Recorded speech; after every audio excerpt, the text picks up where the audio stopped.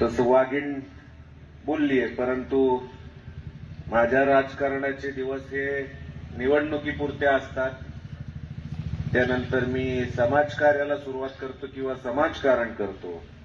पण त्यामुळं माझं सगळ्यांना सांगणं आहे की कुणी उगाच बळच बाबा शेपटावर पाय ठेवायला जाऊ नका, उगाच आमच्या लोकांना त्रास द्यायला जाऊ नका.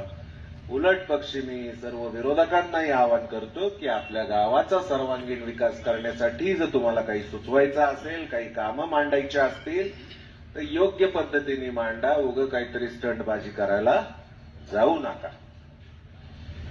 वाघीण तर बरसलीच आहे, पण प्रीती, भाजपा म्हणजे फक्त संयम नाहीये. वेळ आली तर परफेक्ट नियोजन आणि करेक्ट कार्यक्रम हे भाजपचं सूत्र आहे. मला समोरच्यांना एक या निमित्ताने सांगायचंय, बऱ्याच गोष्टी कानावर येतात पप्पा. कुठेतरी यांचे आंडू पांडू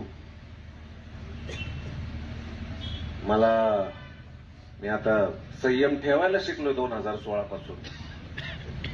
2016 पासून मला नाही वाटत कोणी मला दांडा बिंडा हातात घेतलेलं बघितलं असेल, पण हातात घ्यायचं विसरलेलो नाही आणि चालवायचं तर त्याहून नाही.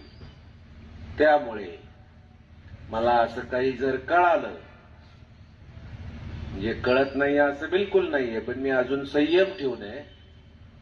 आत्ता ज्या काही निवडणुका झाल्या या गेल्या 2-4 दिवसांमध्ये सगळ्यांना सांगतो, लक्षात ठेवा, नीट ऐका. जर यदा कदाचित आमच्या कुठल्याही कार्यकर्त्याकडं वाकडी मान करून बघितलं, जरी या 3 दिवसात तर फार बोललेला आहात, पण इथून पुढं जर यदा कदाचित वाकडी मान करून जरी बघितलं तर मी तांगड्या काढल्याशिवाय राहणार नाही, हे सगळ्यांच्या साक्षीने सांगतोय. संयम ठेवलाय तर त्याचं अंत बघू नका. काही गैरसमज असतील की माझ्याकडे काही येत नाही किंवा काय, तर माझ्याकडे बऱ्याच गोष्टी आल्या, परंतु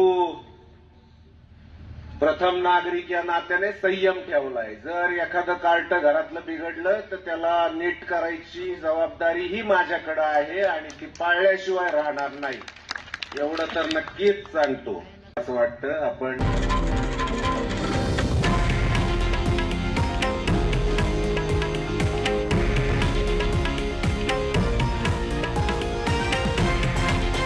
हे आहे देशातील नंबर 1 न्यूज नेटवर्क आणि आपण पाहत आहात TV9 मराठी, एकमेव.